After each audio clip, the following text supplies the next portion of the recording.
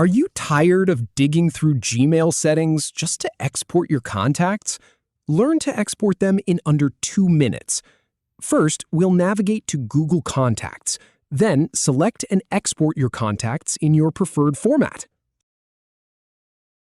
First, go to the Gmail homepage. Then, click on the Google Apps icon. That's the 9-dot grid at the top right to open the app launcher.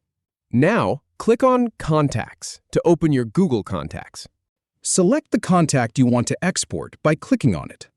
Next, click on the 3 dots at the top right corner of the contact details.